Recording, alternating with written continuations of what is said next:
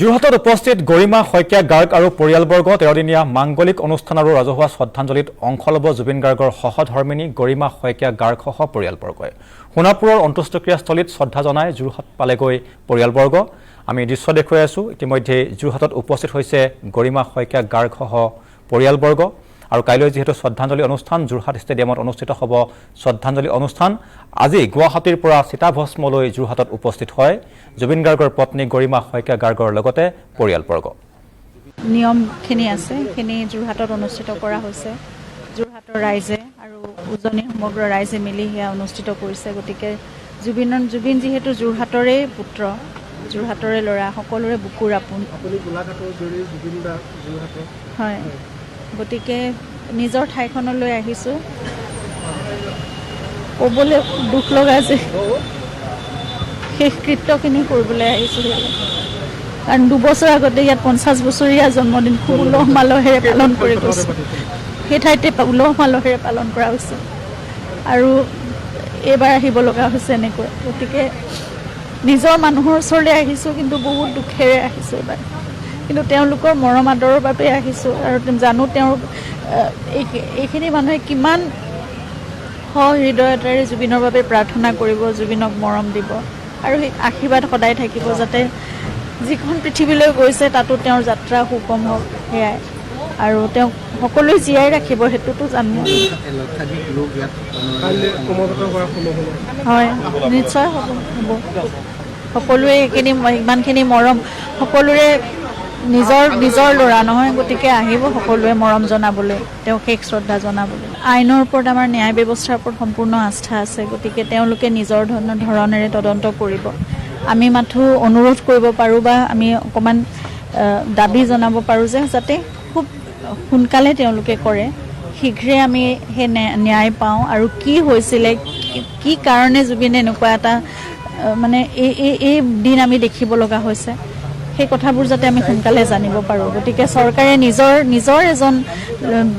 নিজৰ ল'ৰা এজন বুলি কাৰণ জুবিন অকল কি বুলি কওঁ অকল অসমৰ নহয় গোটেই বিশ্বৰ এজন বৰেণ্য শিল্পী আছিল আৰু আমাৰ সকলোৰে নিজৰ প্ৰতিটো পৰিয়ালৰ এজন পুত্ৰ গতিকে সেয়া চৰকাৰেই হওক বা আইন ব্যৱস্থাই হওক সেইটো তেওঁলোকে যাতে কনচিডাৰ কৰে আৰু আমি ফাষ্ট ট্ৰেক ইনভেষ্টিগেশ্যনৰ কথা আমি even after his life he has to be with his own people so they will be showering blessings love and prayers for him so we are here with our own people. Ma'am, from the family you have now launched a formal police complaint as well.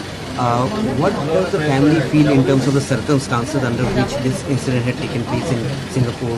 Do you have any specific person in mind whom you doubt to have played any role? See, whoever were there present in the place of incidents, everyone is under suspicion and we have lodged a complaint already, you have said, we have lodged a FIR. So the investigation process is on. We have the full belief in our legal system. So I think it will go in a proper way. We have requested for the fast track investigation also.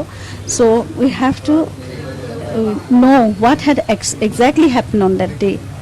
And that was actually, we can say, Zubin, that was a case of sheer negligence. Zubin was not properly taken care of. But your manager Siddharth Sharma, yes, everyone.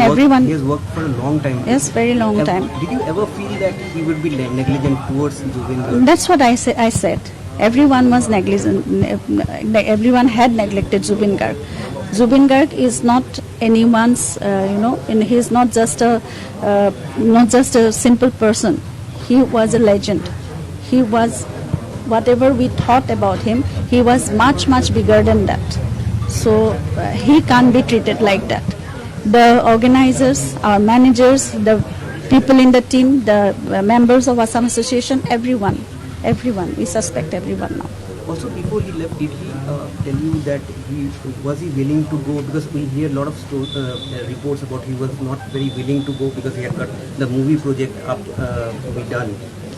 Yes, he was very much busy with his dream project, Roy Roy Binale, and that's a musical project, so he was very much involved with that. But he thought everyone as his family, as his good friend, So he went there. He always wanted to support Shamkanu Mohanto for his venture, not his festival. So this time also he went for 3-4 days to help him, to be with him, to support him. But in return, he didn't get what he had to get actually.